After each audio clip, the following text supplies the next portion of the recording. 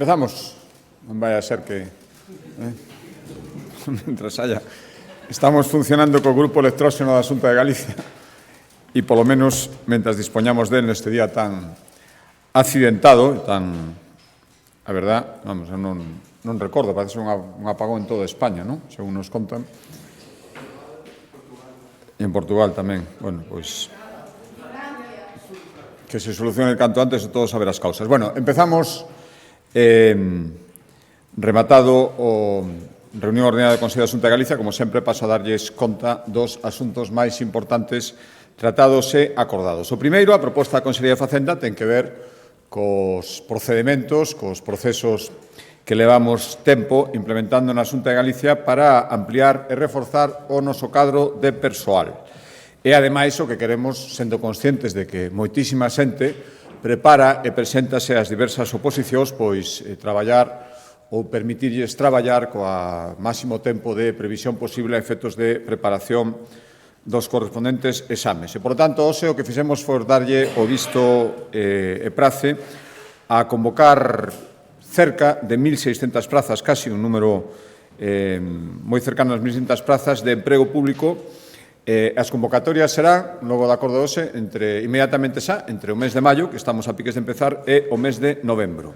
Van ser 870 prazas de acceso libre e 722 para promoción interna. 80% son para prazas de funcionarios, 1.258 plazas, diferentes corpos, escalas, especialidades, pero para prazas de funcionarios.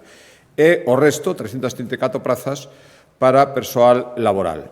En total, vanse desenvolver 32 procesos selectivos e a idea, xa digo, empezar a facer as convocatorias agora, é que os primeiros exames arranquen xa este mesmo ano, no mes de novembro, e iránse celebrando progresivamente logo das convocatorias ata rematar en setembro do ano 2026.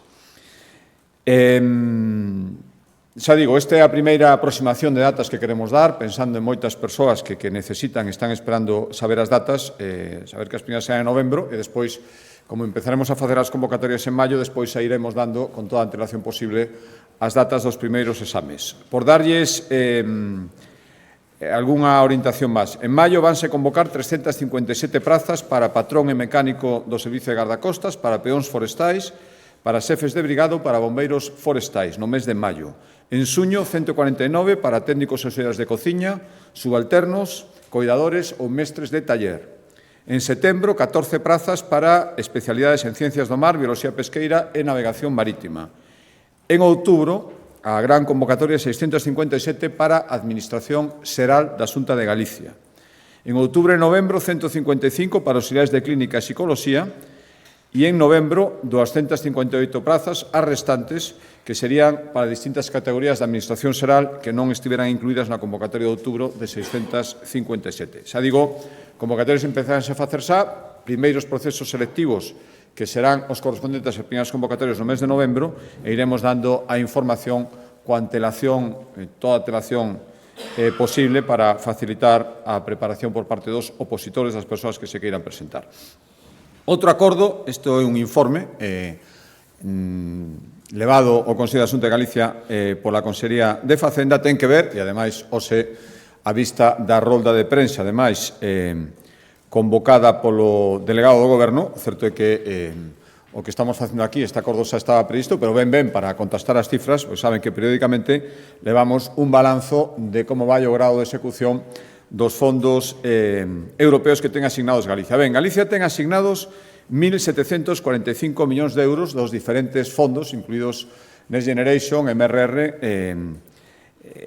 que lle corresponden á Comunidade Autónoma de Galicia. Recibimos 1.631, é dicir, deses 1.745, son datos pechados, teño que dicilo, do mes de 31 de marzo.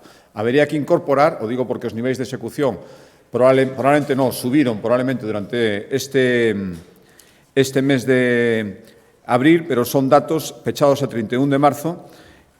Temos primeiro 2.745, 1.631 recibidos, é dicir, 114 todavía ni siquiera se recibiron, e o cal é especialmente preocupante pensando en que o prazo remata, como saben, a mediados do ano que ven, e 114 nin siquiera se teñen recibidos que teñamos asignados. Ben, a Xunta sigue sendo áxil na xestión. A día de hoxe están convocados 2.745, xa foron o seto de convocatoria 1.416, que é 87% do recibido. Insisto, datos de finais do mes pasado. Durante este mes seguro que son millores. 87%. E deses 1.416 convocados, o 78% xa están adxudicados, é dicir, xa teñen un destinatario. Por lo tanto, seguimos a ser a segunda comunidade, e estes son datos dos propios ministerios, con mellor taxa de resolución. Casi 14 puntos por encima da media estatal. A primeira é o País Vasco e a segunda, con mellor taxa de resolución destes fondos, é Galicia. Por lo tanto, imos seguir cumplindo e todavía queda todo este ano para que se sigan executando os fondos que xa están, insisto, nunha porcentaxe moi alta adxudicados, xa teñen destinatarios. Simplemente para que se fagan unha idea, a día de hoxe hai 18.000, volvemos a insistir, xa falamos no debate desta autonomía sobre esta cuestión, 18.000 millóns de euros de PERTES sin ni siquiera convocar, é dicir, non están convocados, por tanto, habería que convocalos, adxudicalos e que os adxudicatarios poderan justificar en apenas un ano de prazo. E dos que están convocados, hai un 56% que non están aínda adxudicados. Por lo tanto, creo que as cifras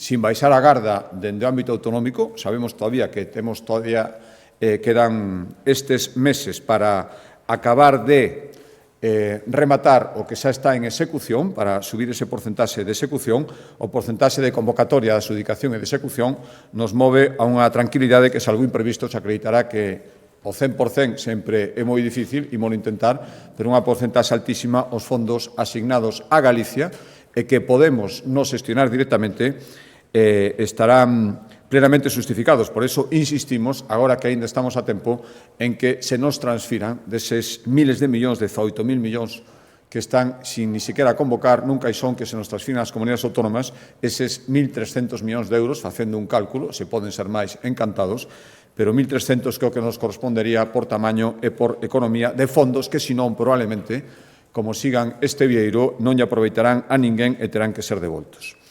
Terceiro acordo da proposta da Consellería de Facenda ten que ver coa Estatuto de Capitalidade de Santiago e a asignación económica que a Xunta de Galicia lle atribuye, ademais das achegas directas que se lle fan ao Concello de Santiago, ademais do que recibe a través do Fondo de Cooperación Local, están eses cartos que se asignan en concepto de capitalidade, a condición que ten Santiago, capital da Comunidade Autónoma de Galicia. Pois hoxe aprobamos a cuantía deste ano e aprobamos o seu incremento nun 10% respecto ao ano pasado, que é unha cantidade moi superior ao que aumentou o orzamento da Xunta de Galicia, dende logo a maior porcentaxe de subida en canto a asignación ao Estatuto de Capitalidade de Santiago dende o ano 2007. En total, 2,6 millóns de euros que se atribuirán directamente, unha vez se asine como todos os anos o Concello de Santiago, para investilo en gastos que teñan que ver coa súa condición de capital a criterio do propio Concello. Cambiamos de asunto e de Consellería, a proposta da Consellería de Cultura, hoxe, dentro da colaboración que está facendo a Xunta de Galicia con diversos concellos respecto á construción axeitamento das súas instalacións culturais, que ademais é unha das prioridades da Lei de Cultura Inclusiva, a chegar a cultura ao territorio, e para iso son necesarias instalacións culturais no territorio, hoxe acordamos asinar un convenio co Concello de Marín para equipar o auditorio cuxa construción está rematando en Marín. A Xunta de Galicia xa contribuiu con 2 millóns de euros á construción deste auditorio e agora hoxe aprobamos un convenio por valor, o convenio ten un valor de 335.000 euros, dos cales a Xunta achegará o 75%, 250.000 euros. Para que? Pois para adquirir equipos profesionais de son, de iluminación, de cámaras, en definitiva, todo o material técnico que necesite unha instalación moderna para funcionar, para poder facer todo o que está previsto ali e para cumprir tamén os requisitos que lles permite entrar na rede galega de teatros, entre outras cousas, por exemplo. Cambio de asunto de Consellería, a proposta da Consellería de Presidencia, hoxe aprobamos lanzar unha nova convocatoria de axudas para executar proxectos de cooperación para desenvolver no exterior, 6 millóns de euros. A principal novedade é que creamos unha liña específica para apoiar iniciativas que promovan organizacións en defensa dos dereitos das mulleres. Esta liña terá 1,2 millóns de euros e ten como requisito que estes proxectos conten sobre o terreo, nos países onde se vai desenvolver esta cooperación, como socio local cunha entidade, unha asociación de mulleres que traballe pola promoción dos dereitos da poboación feminina e pola igualdade ali, no territorio onde se vai a facer a acción de desenvolvemento. Despois, as outras dúas liñas, ata completar os 6 millóns de euros, serían unha para apoiar proxectos no exterior das ONGs, mediante o sistema de concurrencia competitiva, como todos os anos, na súa inmensa maioría, e tamén para promover iniciativas promovidas por outros asentes que non sexan ONGs, pero tamén traballen en cooperación co desenvolvemento, 700.000 euros. E, como sempre, serán proxectos en países de acción preferente e que incidan no eido educativo, sanitario, mellora de infraestructuras e do sector primario destes países. Outro acordo, a proposta da Consellería de Presidencia, na súa faceta, nas súas competencias de mobilidade, e en coherencia co programa que pusemos en marcha no ano 2022, programa de axudas para mercar bicicletas eléctricas, 2,7 millóns de euros e máis de casi 5.500 persoas beneficiadas. Hoxe, volvemos a facer unha nova convocatoria, 1,7 millóns de euros para unha nova edición de axudas para mercar bicicletas eléctricas ou adaptadas a persoas con mobilidade reducida. As achegas serán de ata 500 euros para mercar unha bicicleta eléctrica, de ata 600 en caso de familias numerosas e 700 para o caso de que os adquirentes sexan persoas con mobilidade reducida. O prazo abrirase nun par de semanas, o vindeiro 16 de maio, e estará aberto ata esgotar crédito, normalmente é un crédito que se esgota sempre, ou senón ata o 13 de novembro, e os interesados deben realizar solicitude en algún dos 170 establecementos que a día de hoxe están adheridos en Galicia a esta iniciativa. Cambio de acordo de Consellería de Política Social. Hoxe acordamos manter e reforzar as liñas de axudas para apoiar a asociacións de mulleres que traballen en Galicia. 300.000 euros, un 4% máis que o ano pasado, e a previsión é que ao redor de 11.000 mulleres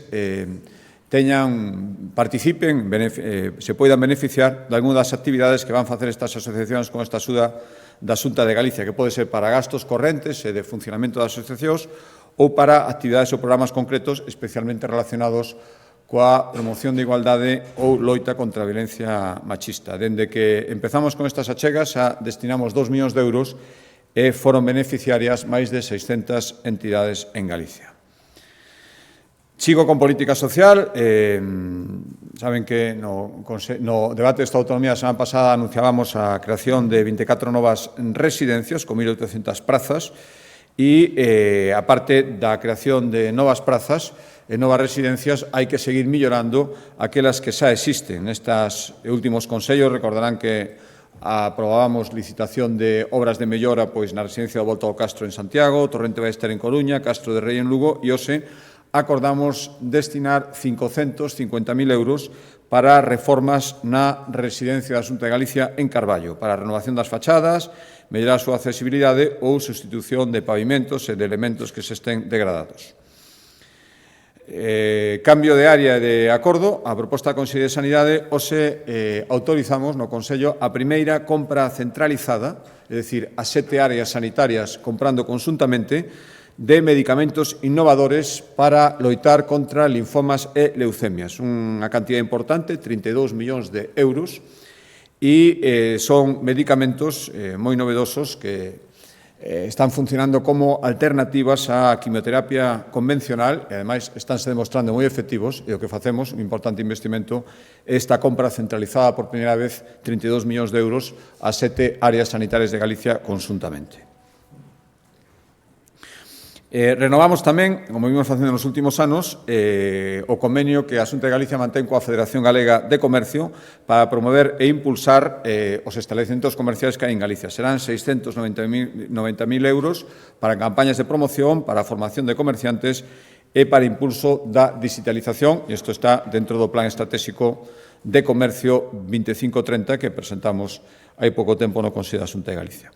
Un acordo da Consellería do Mar dentro dunha iniciativa relacionada co I+D en Galicia, coa intención, dándolle importancia fundamental de coñecer o estado das nosas augas, nas que se ubican a maioría dos bancos marisqueiros e que poden ser afectadas pois, por fortes chuvias, cambio climático, todo isto pode producir alteracións na auga, que pode incidir na crianza e tamén na mortalidade do marisco, pois o que acordamos foi continuar cun plan que se estaba empezado de xeito experimental, é certo, que se puso en marcha de forma piloto en Miño, Barallobre e nos Lombos do Ulla hai 3 anos, e agora o que facemos é subir un chanzo máis e instalar, mediante este acordo, 15 novas sondas oceanográficas para poder avaliar en tempo real a salinidade e a temperatura das augas pouco profundas donde se cría a maioría do marisco en Galicia. 115.000 euros, darán datos cada 10 minutos e toda esta información permitirá, lóxicamente, coñecer datos con antelación e poder tomar tamén decisións nese sentido. Sigo no sector primario, medio rural, hoxe estamos, saben que estamos facendo todas as actuacións para que, cando entre en vigor o Pladiga, cando se acerque máis a temporada de lumes, este todo disposto, pero tamén seguimos tomando decisións e acordos a máis longo prazo, e nese senso vai o que tomamos hoxe, destinamos 13,7 millóns de euros para construir ou reformar 7 instalacións de loita contra os lumes forestais, que terán que estar preparados na temporada de lumes do ano 2026. Por iso tomamos os acordos ahora e damos este ano de prazo. Son instalacións de loita contra lumes que están nos concellos de Lalín, Valga, Portas, Tui, Sandiás e Bande. O desglose, 3,9 millóns de euros para renovar de xeito integral a base aérea de Antela, que está no concello de Sandiás, que vai permitir que poidan operar ata 6 avións de carga en terra nesta base aérea. Despois, 4 millóns para unha nova base de medios tamén aéreos no concello de Valga, na parroquia de Sete Coros, será moi similar a esta de Antela, que imos renovar íntegramente en Sandiás. Despois, unha nova base de unidade operativa, os coñecidos como BUOS, no concello de Tui, 800.000 euros, e as outras situacións serían unha nova base de medios aéreos tamén en Lalín, 3,5 millóns de euros no polígono industrial, para que traballen ali, poidan ter base 5 helicópteros contra incendios e 3 novas bases de unidade operativa BUOS en Valga, Portas e Bande. E a de Bande acollerá tamén a sede do Distrito Forestal 15, que é o distrito que está na zona da Limia.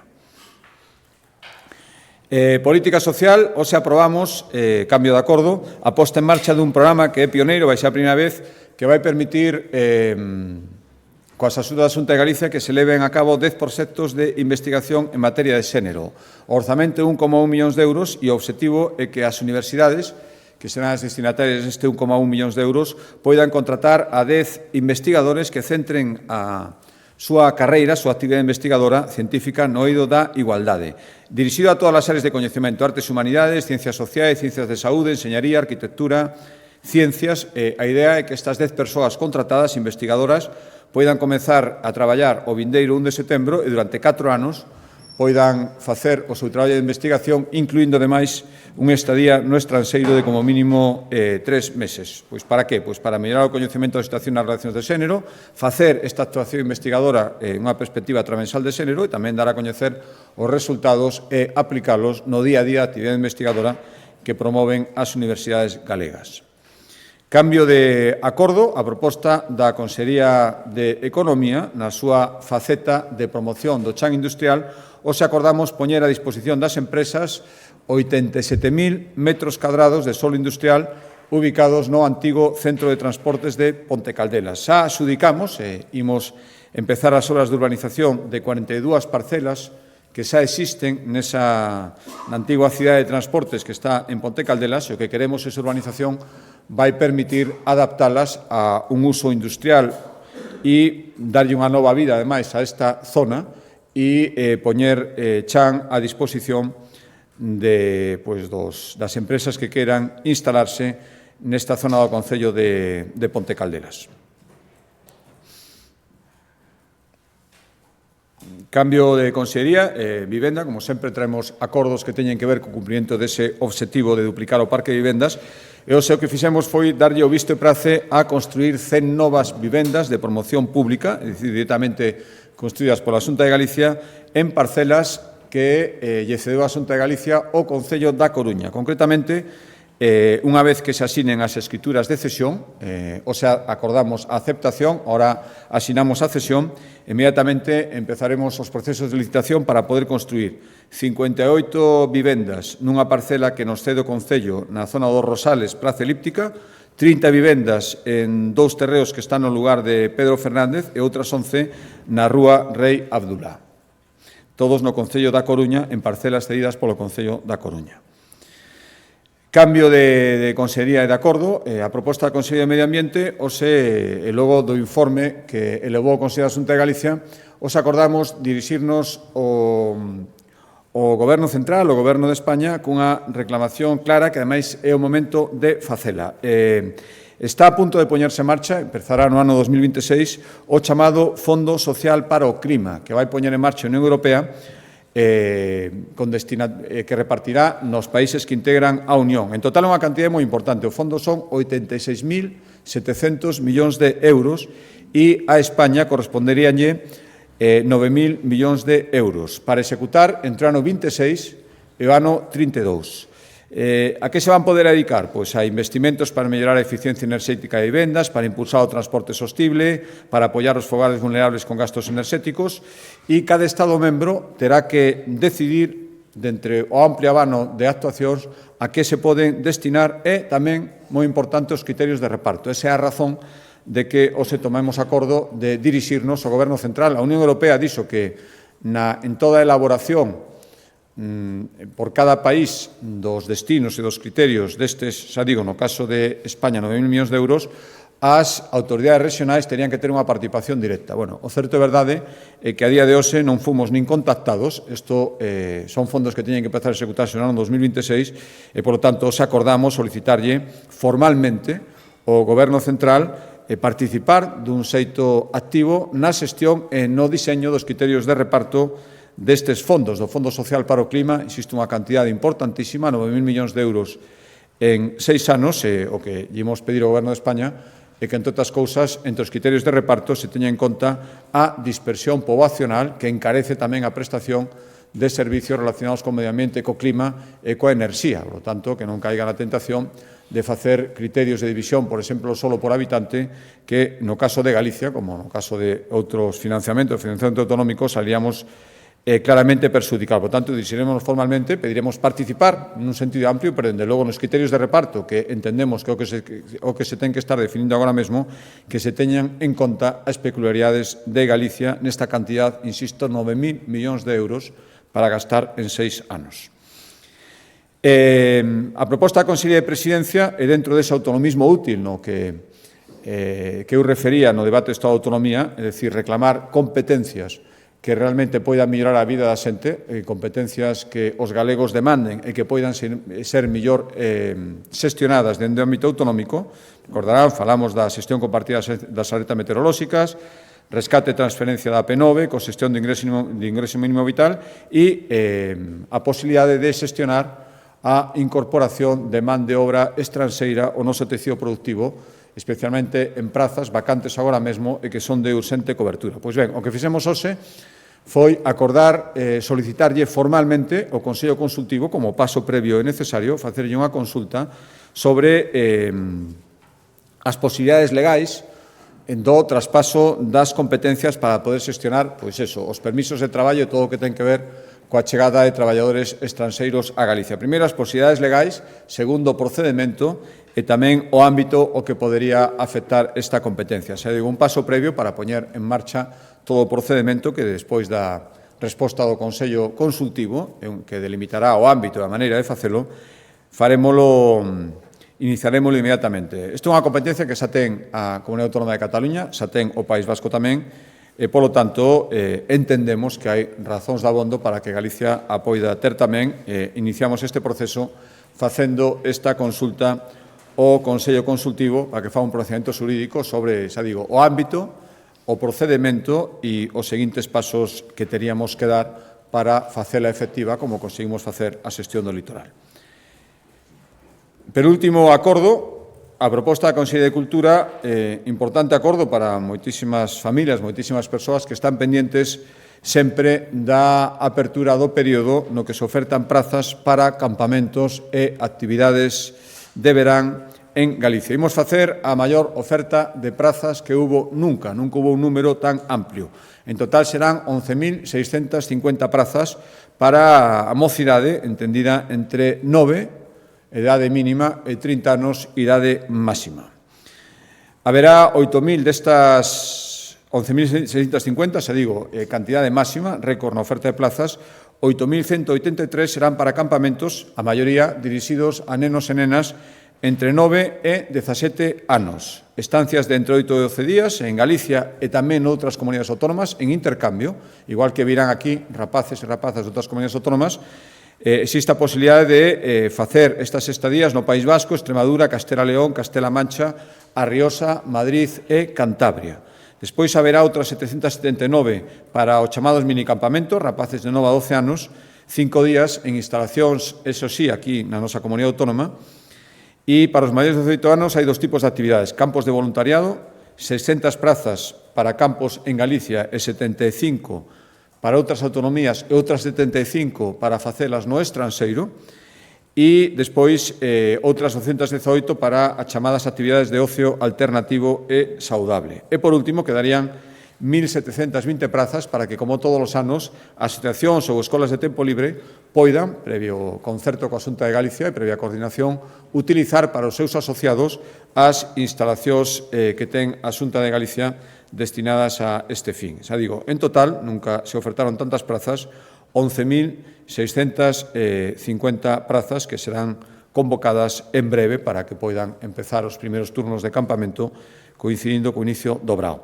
E o último acordo, que explicará máis polo miúdo a Consellería de Economía, ten que ver coa necesidade de continuar co proceso de descarbonización que iniciamos en Galicia e poder tamén impulsar produtos estratégicos que necesitan estas chamadas enerxías verdes para poder funcionar. Está claro que o futuro industrial pasa sí ou sí polas enerxías verdes e Galicia quere seguir sendo un referente neste eido. E para iso temos que non só asegurar a xeración de enerxía, senón tamén a potencia eléctrica necesaria e a evacuación desta enerxía para poderlle dar servicio a todas estas industrias, poderlas transportar ata os seus destinatarios. Pois ben, hoxe, logo dun estudo elaborado pola Universidade de Vigo, que explicará a conselleira, que revela que facendo un mix, un pack, combinando a repotenciación que está impulsando a Xunta de Galicia en enerxías renovables, especialmente, basicamente eólica, e ao mesmo tempo o reforzo da rede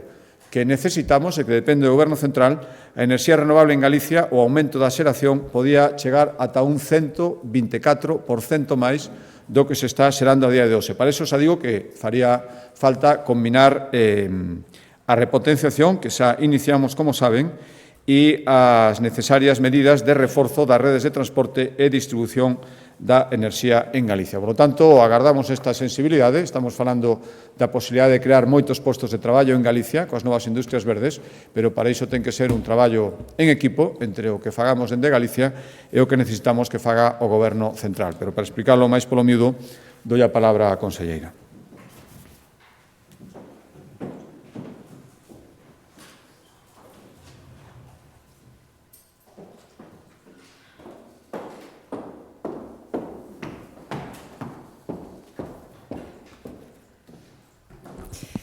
Ben, pois, bo día.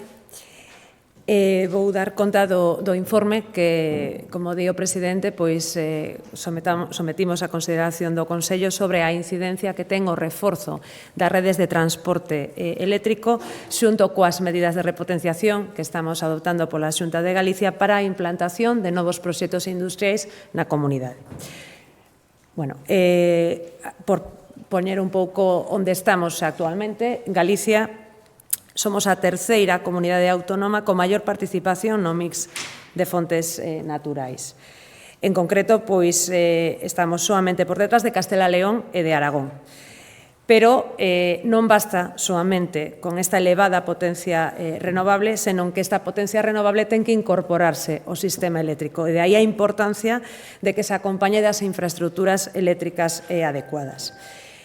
Que estamos apreciando? Pois estamos apreciando en moitos casos a insuficiencia da rede, por unha banda, para evacuar a enerxía dos novos proxectos de xeración, pero, por outra banda, pois estamos vendo tamén que hai moitos proxectos industriais que teñen necesidades de consumo que non se poden satisfacer coa rede eléctrica actual. Polo tanto, é importante ver este informe e as consecuencias desde os dous puntos de vista, da parte de demanda ou de consumo dos proxectos industriais e da parte de evacuación da enerxía eléctrica que xa agora mesmo, sin pensar nese escenario do que vou falar, está dando lugar a cortes na suministración. Bueno, que recomenda ou como se está percibindo isto dende o punto de vista internacional? Pois a Axencia Internacional de Enerxía cree necesario duplicar os investimentos en redes eléctricas ata o ano 2030. Cal é a situación de España? Pois España estamos agora mesmo empregando 0,45 euros por euro investido en xeración renovable, teríamos que aumentar ata 0,70. Por esta razón, porque estamos vendo que, efectivamente, ese escaso desenvolvemento das infraestructuras eléctricas que non está acompasado ca electrificación da economía, cos proxectos industriais, moitos deles consumistas de enerxía eléctrica e co despregamento das enerxías renovables. Por esta razón, estamos reclamando que o Goberno central ten que intensificar o reforzo da rede de transporte eléctrico. Por que estamos en esta situación actualmente? Bueno, pois por unha doble combinación en Galicia do escaso investimento que está levando a cabo o Goberno central no reforzo da rede de toda España, pero tamén cunha mala planificación da rede de transporte que non se acompasa co desenvolvemento industrial que estamos tendo determinados territorios e tamén co aporte de enerxía renovable que estamos tendo determinados territorios. Bueno, aí se pode ver perfectamente na planificación actual. Saben que as inversións na rede se efectúan por planificacións. A planificación 21-26, que está a piques de rematar, Galicia só recibiu un 2,6% dos investimentos totais. Nos aquí reclamamos que o peso que deberíamos de ter en investimentos non é o peso poboacional, que saben que é sobre un 6%, senón que se debería ter en conta o aporte que estamos tendo enerxéticamente falando, un 8,8% o mix enerxético, e se falamos de xeración renovable máis dun 13%. En relación a isto, a Comunidade Autónoma fixemos xa alegacións nesta actual planificación. Basicamente, o máis necesario agora mesmo neste ámbito para Galicia sería a construción de 3 novas subestacións, 12 novas posicións, incluídas ampliacións de subestacións que están ou que son existentes, repotenciación de varias liñas e o reforzo de 9 nos. Estas propostas están baseadas nun criterio que consideramos, como digo, equitativo entre todas as comunidades e basicamente inclúen investimentos en Sabón, en Meirama, en As Pontes, investimentos que son clave para o desenvolvemento dos proxectos de economía circular, de hidróxeno verde, de aceiro, de procesamento de datos, algúns deles que xa coñecen, que teñen sido calificados ou declarados como proxectos industriais estratégicos, e outros que están chegando, que estamos tendo coñecemento por parte da Xunta de Galicia, pero que resultan inviables se non se reforza a rede de transporte eléctrico e, polo tanto, nunca van poder instalarse na comunidade na situación actual. Neste contexto, en o que plantexamos e tomamos a iniciativa coas medidas de repotenciación e coas medidas de desenvolvemento do novo plan eólico. Estas dúas medidas son medidas alternativas que van mellorar a situación que ten Galicia, segundo o que vou explicar, pero que non van a acadar toda a capacidade que podería ter a nosa comunidade se non se reforza en paralelo a rede de transporte eléctrico. Repotenciación. Bueno, saben que as medidas de repotenciación que incluímos parten da base de que nos anos 90 comezou o desenvolvemento eólico na comunidade cunha vida útil prevista dos aeroxeneradores entre 20 e 25 anos. Isto conduce a que agora mesmo, co estado da técnica actual, pois os aeroxeneradores máis modernos poden producir ata un 60% máis de enerxía que xeraban os antigos nalgúns dos casos. Co cal, pois, o obxectivo da repotenciación é claro, é optimizar un parque eólico para aumentar a súa eficiencia, a capacidade de xeración de enerxía e reducir a afección no territorio. Temos aquí datos sobre as repotenciacións que xa se efectuaron. Como fomos tamén pioneiros no desenvolvemento eólico inicial, pois estamos sendo pioneiros nas repotenciacións. Actualmente, esas 5 son as repotenciacións que xa están efectuadas na comunidade, onde se pode apreciar pois perfectamente xa a diferencia en número de aeroxeradores respecto dos parques iniciais e dos parques repotenciados. Se pasamos á seguinte diapositiva, aí están os parques que agora mesmo pois están en tramitación, as repotenciacións. Son 9 en concreto. Isto, cando remate o proceso destes 9 parques, suporá unha reducción dun 80% dos aeroxeradores instalados no territorio. Ben, a que escenario nos vai chevar a Lei 5/2024 e as medidas de repotenciación obligatorias pois previstas a proposta da Xunta de Galicia. Este estudo que encargamos, como dicía o presidente, o Grupo de Investigación de Enxeñería Eficiente Digital da Universidade de Vigo, prevé aquí 2 escenarios que se poden dar coa repotenciación dependendo de que se reforce a rede de transporte eléctrico ou que non se faga. As hipóteses que se plantexan, estes 2 escenarios dos que vou falar, en todo caso, parten de parques eólicos con máis de 20 anos de antigüidade, isto é o que se analizou, que supoñen pois un 60% do total de aeroxeradores que temos agora mesmo en servicio na comunidade e un total de 2.200 megavatios. Partimos do escenario máis conservador posible, é dicir, con certas restriccións. En concreto, pois, soamente se traballou dentro das áreas de desenvolvemento eólico actual. Os aeroxeneradores sempre van a estar situados con máis de 5 veces a altura de Torre Maízpa dos núcleos de población. Téñense en conta as zonas de protección de águida real, non se disporán novos aeroxeradores nas zonas de protección de turbeiras e reducirás en un 50% as posicións de aeroxeneradores nas zonas pertencentes á red Natura. Ben, con este escenario, como digo, pois se plantexan 2 fases. Unha primeira, que significa repotenciar eses parques dos que estou falando, que teñen 20 ou máis anos, sin incrementar a potencia instalada. A legislación prevé como máximo un diferencial dun 10%. E un segundo escenario, que sería o suposto onde se reforzase a rede de transporte e, polo tanto, esa repotenciación podería haber incrementada a potencia instalada porque a rede estaría reforzada. Na primeira diapositiva se vai ver o resultado do escenario da fase 1, é dicir, que non se aumentase a potencia, e os resultados que amosa o estudio son claros. A repotenciación plantexada pola Xunta, con eses muiños de 20 anos ou máis, dará lugar a reducir o número de aeroxeneradores instalados entre un 74% e un 79% e a incrementar a xeración de enerxía ata un 35%.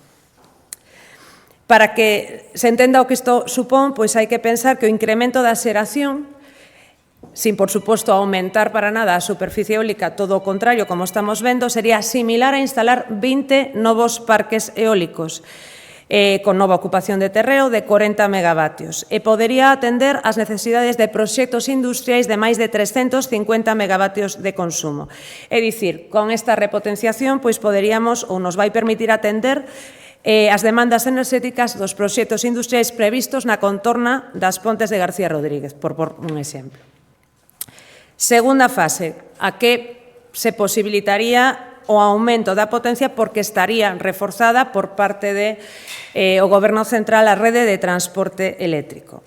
Nesta fase, que se ve aí na segunda diapositiva, o número de aeroxeradores instalados continúa reducíndose de xeito moi significativo, entre o 68% e o 76%. Apreciase un incremento significativo da potencia instalada, entre un 70% e un 86% máis de potencia, e o dato clave que mencionaba o presidente, o incremento da xeración de enerxía neste suposto sería importantísimo, entre o 105% e 124%. É dicir, que como mínimo a xeración de enerxía do actual parque eólico duplicaríase. É importante sinalar que este incremento de potencia de enerxía realizaríase sen necesidade de novos trazados de liñas de evacuación. E a que supongo que equivale, por tamén un exemplo que se vese a ben este suposto, pois suporía o equivalente, repito, reducindo todos esos aeroxeradores e sen máis ocupación eólica no territorio, como instalar 70 novos parques de nova ocupación de 40 megavatios tamén e podería atenderse deste xeito ás necesidades de proxectos industriais de 1.300 megavatios de consumo. É dicir, estaríamos falando, por exemplo, de que con este suposto podería atenderse ás demandas de enerxía de case todos os proxectos previstos na zona da Coruña e de Sabón. Este escenario, ademais, é o que realmente pode contribuir a acadar os novos obxectivos do novo Plan Eólico de Galicia.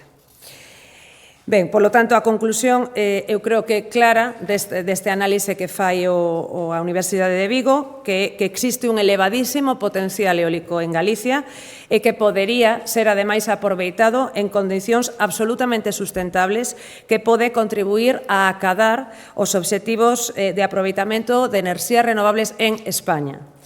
E estes escenarios hai que ter en conta que só serán alcanzables no caso de que houbese un importante esforzo dos nós da rede para que o Goberno de España ten que aportar medidas extraordinarias que permitan a mellora urxente da rede de transporte e distribución da enerxía eléctrica. En segundo lugar, ter en conta o que acabo de mencionar respecto do novo plan eólico. Estamos agora mesmo, como saben, nos traballos de nova redacción do novo plan eólico, unha vez acadado o obxectivo do plan actualmente vixente, e resulta necesario establecer un novo obxectivo de potencia eólica neste plan. No establecemento dos obxectivos dese novo plan eólico de Galicia, pois as conclusións que temos neste informe van resultar fundamentais,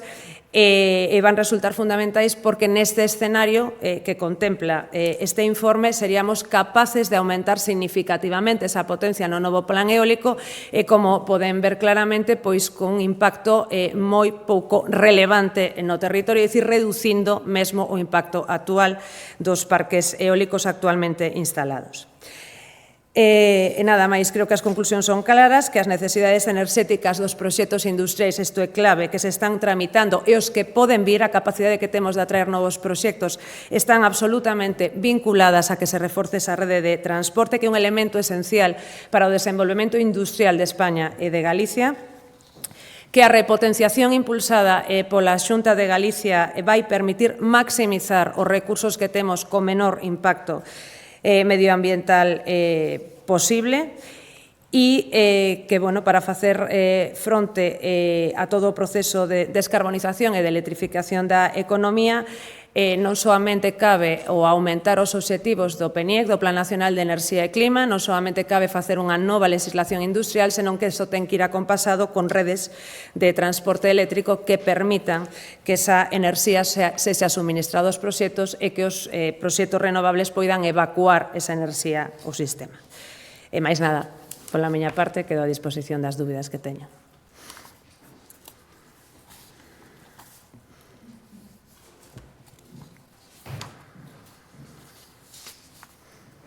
Hola, buenas. Buenas. Ao fío desto da electricidade, ten a Xunta un gabinete de crisis ahora mismo aberto, seguindo todas as incidencias que hai con este apagón masivo, como pode afectar a todas as instalaciones, ou fala despois, que quería preguntarle para se tempan. A ver, tú.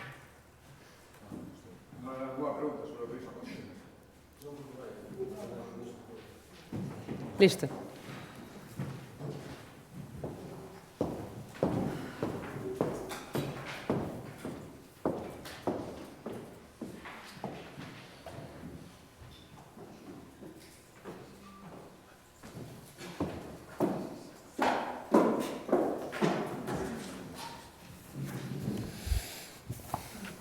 Sí, bueno, efectivamente, xa respostando, pensaba empezar por a intervención, acabamos de activar o Plan de Emerxencias de Galicia, o conselleiro responsable das emerxencias estáse desplazando, eu creo que xa chegou á Estrada, ao Centro de Emerxencias 112, que estamos recibindo moitísimas chamadas, igual que o 061, E, polo tanto, activamos o plan de emerxencias que o que busca, en primeiro lugar, é poder coordinarse tamén co resto das administracións e poder empezar a tomar medidas as que nos correspondan a nós e, de xeito conxunto, as que vayan sendo necesarias. Continuamos sin saber as causas. Agora, creo que Red Eléctrica acaba de emitir en redes sociais un comunicado dicindo que empeza a recuperar a tensión. Esperemos que o suministro, non sabemos as causas. O que podo decir agora mesmo é que os servicios asistenciais, especialmente os sanitarios, están funcionando con normalidade, igual que está funcionando este edificio, gracias aos grupos electróxenos que entraron en funcionamento e funcionaron afortunadamente sin novidade, pero activamos o plan de emerxencias e poñémonos a disposición e en coordinación co resto de administracións e institucións para empezar a xestionar o que evidentemente é unha crisis da que non sabemos aínda as dimensións ao feito deste apagón masivo en toda Galicia e parece ser que en toda España é unha situación de por sí o suficientemente grave como para que estemos atentos e tomemos as determinacións que fagan falta a partir de ahora, cando teñamos, sobre todo, máis información. Boa tarde, presidente. Primeiro de todo, afondar un pouquiño neso que dixo da situación principalmente en hospitais e centro de saúde, se chegou máis datos acerca diso. Por outra banda, e volvendo a outros temas, no expediente a día de Green Fever, o último informe de saúde pública especifica textualmente que non hai un apartado específico que describe e avalíe o impacto na saúde na fase de explotación, nin existen referencias nin análisis ás poboacións próximas, polo que se emite informe favorable condicionado á presentación con carácter previo ao inicio das obras da documentación necesaria para a avaliación do impacto sobre a saúde. A pregunta: como é posible que se aprobe unha celulosa sen que, tal como sinala a propia Xunta, falte información sobre o impacto na saúde pública? Sí, mire, respecto á primeira pregunta, o que me transmiten, teñen que entender que no medio da rolda de prensa, información casi en tempo real, e que os servicios asistenciais, especialmente todo o que ten que ver coas operacións cirúrxicas e as zonas máis críticas, están funcionando con normalidade. Todo isto é unha situación non desexable, pero que sí que entra dentro do posible, como desgraciadamente acabamos de ver, e nese sentido a actividade sanitaria está funcionando con normalidade e as instalacións da Xunta de Galicia, onde existe un grupo electróxeno, entendo que en todos os casos, dende logo teño datos sanitarios, pero no resto dos casos estarán funcionando con normalidade. En canto termine esta rolda de prensa, terei información, supoño, cada vez información máis completa. E respecto a outra pregunta, mire, as declaracións de impacto ambiental, vostedes mesmos, o reflexados nos medios de comunicación, teñen aspectos que quedan suxeitos a condicionamento para cumprir outras fases, e, por lo tanto, isto é un caso como se poden dar noutras circunstancias. En principio se autoriza a salvo de unha serie de condicionantes que neste outro caso se poden poñer. Isto entra dentro da normalidade, non é a primeira vez, por lo tanto, volvo a decir, ao final, a día é un documento elaborado previo ás evaluacións dos técnicos, por lo tanto, con todas as garantías para cumprir a función que ten que ter, que pois dar por seguro, acreditar e previr calquer circunstancia nociva de calquer actividade que se evalúa e se autoriza mediante unha día. Por tanto, este é un caso máis, en tranquilidade absoluta, no que hai uns condicionantes que, por suposto, terán que ser cumpridos e, senón, pois, a actividade non poderá ser. Pero isto, xa digo que non é o primeiro caso ni será o último. Bos días, presidente. Sobre Altri, a vicepresidenta do Goberno dicía que o rexeitamento a este proxecto compartido entre os dous grupos que sustentan o Goberno e que era unha aberración a declaración de impacto ambiental positiva da Xunta. Non sei que lle parecen estas palabras. E, por outra banda, falaba vostede das residencias, dese anuncio que facía, pero nas propostas de resolución ou nas resolucións aprobadas non se citan pois, o número de residencias ou de prazas. Pues quería saber se podía explicar por que motivo. Gracias. Sí, bueno, a primeira pregunta, vicepresidenta, hai moito tempo que ven dicindo, opoñéndose públicamente a esta industria e, por lo tanto, eso casa mal co que dixo despois que a razón de negar os fondos eran exclusivamente técnicos e non tiñan nada que ver, parecía que era imparcial neste asunto, non o foi dende o principio. Respecto a cunha aberración ambiental, pois pareceme unha falta de respeto, volvo a decir, os técnicos da Xunta de Galicia, máis de 40 que avalaron coa súa asignatura na día esta declaración, e tamén vou dicir unha cosa, estou absolutamente seguro que a vicepresidenta Yolanda Díaz non leu nin polo forro a declaración ambiental. Eso sí, a día, para facer declaracións moi alegres, faltándolle o respeto, grandilocuentes, e faltándolle o respeto aos funcionarios, sobra o tempo. É moi triste, pero tamén a retrata bastante ben. E respecto a outra pregunta, bueno, o anuncio que eu fixen respecto ao número de residencias e de prazas é o que se vai cumprir. Eu falaba tamén na miña intervención, sobre todo a da mañán, que o comprometido na anterior DEA está todo funcionando e, polo tanto, todo comprometido agora farase tamén e en colaboración público-privada haberá esas prazas públicas a disposición das persoas nun calendario. Todas as residencias hai que construírlas, pero nun calendario que daremos a coñecer e que, por suposto, cumpliremos.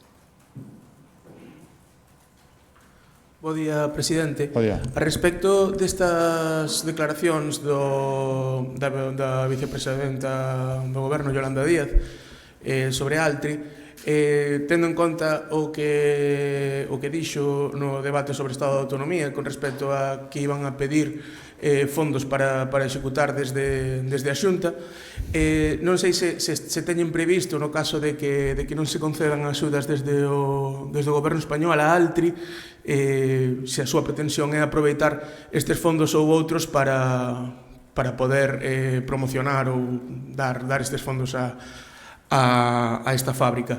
E por outro lado, quería preguntarlle sobre outra cuestión. Anunciou, non me lembro ahora mesmo, creo que eran 6 novas sondas para medir a salinidade nas rías. Queríalle preguntar se neste sentido tamén hai algún avance con respecto a algún tipo de protocolo para evitar os efectos do desaugue dos encoros en determinados momentos na mortaldade do marisco.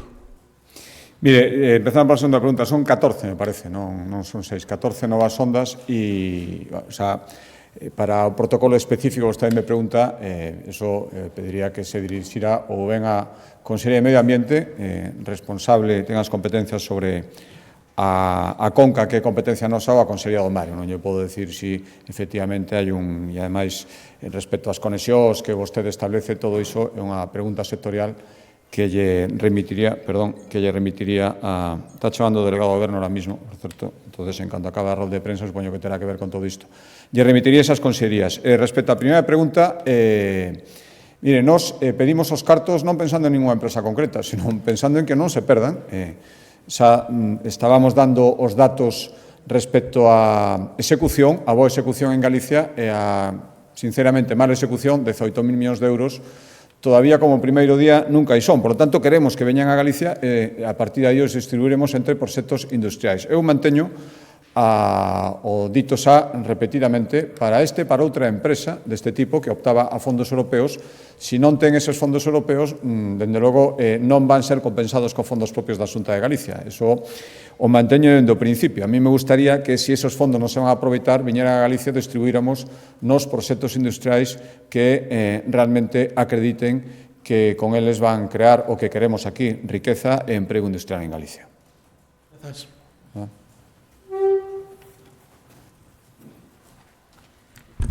Sí, todavía sobre o tema de Altri, vostede falou no debate do Estado de Autonomía de que consideraba que era unha discriminación a decisión do Ministerio de deixar fora deste PERTE de descarbonización a Altri. Agora acaba de suxerir que hai un trasfondo político na decisión polas declaracións da vicepresidenta, e o que quero preguntar é, a decisión está tomada tamén, este proxecto revisaron técnicos do Ministerio, que diferencia hai entre uns técnicos e outros técnicos?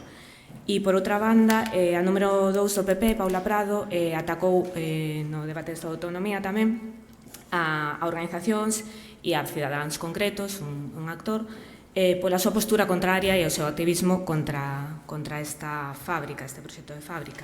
Así que lle quero preguntar se considera vostede que estas declaracións de Paula Prado están fora de lugar ou se as comparte e a respalda. Gracias. Sí, mire, respecto a primeira, non. Eu o que quería decir é que si é normal que un anuncio deste calado o saibamos por unha anunciou unha vicepresidente en principio sin competencias que moitas veces antes dixera cal era a súa postura e despois di que ela é neutra neste tipo de cousas e que o que opinen os técnicos sin ter opinión. Creo que eso non o cree ninguén empezando por ela mesmo. Outra cousa é que... Como era a segunda parte da pregunta? Era, perdón? Vamos a ver... Si o que sabemos desa denegación, o que eu puden ler, é que prácticamente se basea nun problema de cumprimento de prazos. Creo que a propia empresa dixo que, dada a tardanza en esa adjudicación, era imposible cumprir os prazos. Eu o que dixe é que esteamos atentos a que o resto de empresas, hai unha que ten 60 millóns de euros de golpe, si industrias que acaba de adjudicarse, están sin empezar prácticamente, serán capaces en apenas un ano de justificar completamente a obra. Solo digo eso, o prazo, creo que foi a propia empresa que dixo que deses prazos, se dada a convocatoria, non se lles podía conceder. O que critico son as declaracións, pois eso, volvendo da vicepresidenta, dicindo que non se pode dar porque eran, todos os calificativos que dixo respecto ao cumprimento das normativas medioambientais,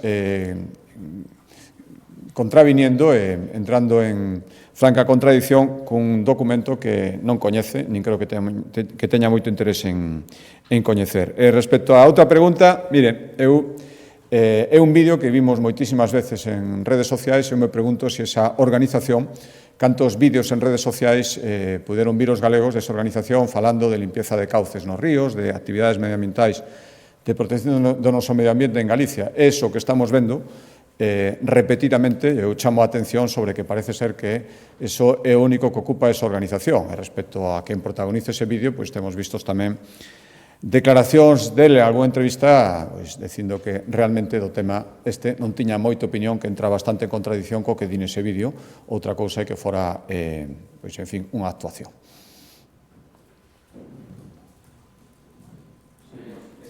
Supoño que non, claro, está acontecendo, non ten datos, pero semella que industria, claro, decir, o tecido industrial está paralizado tamén. Importantes, prácticamente todas as industrias, xa non só de Galicia, senón de España, están paralizadas. Isto, claro, o que iso supón en cuanto a diñeiro. Non sei se ten algúns datos do que está acontecendo en Galicia.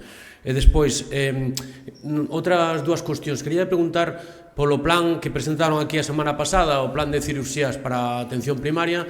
Está tendo moitísima contestación, e hoxe o Colexio Médico dicía que era que iso non tiña nin pés nin cabeza, dicía que además que non había diálogo, que non hubo ningún tipo de diálogo co sector sanitario a hora de implantar este plan. Non sei se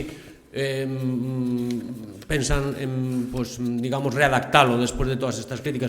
Hoxe do Consello Médico, os días anteriores dos distintos sindicatos tamén médicos, de enfermería, de personal técnico. E despois quería preguntar sobre outro día no debate do Estado, viuse bastante unha certa tensión entre vostede, principalmente vostede e Ana Pontón. Quería preguntar, e ela aludía que vostede non a recibiu, que só a recibiu unha vez desde que é presidente da Xunta. Quería preguntar sobre, cree que pode mellorar a relación con Ana Pontón no futuro e, sobre todo, a relación que tuveron neste debate con Besteiro, que semella que foi un poquinho máis cercana entre ambos. Gracias. A primeiro non teño datos, estás desexando telos e poder transmitirlos, por lo tanto, xa digo que intentarei atender esa chamada rapidamente. Lóxicamente, as industrias que tiñan medios de produción autónomos, independentes de enerxía, pois seguirán funcionando, pero, lóxicamente, sobre todo aquelas críticas, aquelas que non poden permitirse estes paros, pero, claro, isto non pode ser ni moito menos unha situación prolongada no tempo, por lo tanto, veremos. Respecto ao plan de cirurxía, efectivamente, estas actividades de cirurxía menores se estaban facendo en diversos centros de saúde, pero non dun xeito homoxenizado, nun xeito protocolizado, nun xeito dentro dun plan que o que pretende o que presentábamos a semana pasada, e ademais queremos pasar, casi triplicar as que se produzan, e para iso fai falta o plan que presentamos outro día. Trátase simplemente diso, e por tanto eu tamén falei con representantes de colexios médicos para explicarles, igual que o Consello de Sanidade, cal era o noso plantexamento. Respecto á terceira pregunta, vostedes foron testigos, acudiron a ese debate, eu volvo, isto xa pasou en un debate parlamentario, no? Pero non pode ser verter os calificativos que xerte nunha primeira intervención e na segunda protestar porque non che gusta o que che din e achacalo todo ás cuestións de sempre. Isto non é así. Eu teño toda a vontade, creo que ademais é o que os galegos nos piden, de ter unha boa relación cos portavoces parlamentarios. Alá cada un si quere que isto sexa recíproca ou non. Efectivamente, eu lle agradecín públicamente, igual que lle agradecín o botón do representante do Grupo Mixto nas dúas intervencións, creo que a segunda intervención, dende o meu punto de vista, todo pode ser opinable, do portavoz do Partido Socialista foi diferente a primeira e foi moito máis constructiva e eu agradecín, creo que como hai que facer as cousas, cousa que non lle podo agradecer porque non foi así a voceira do BNG.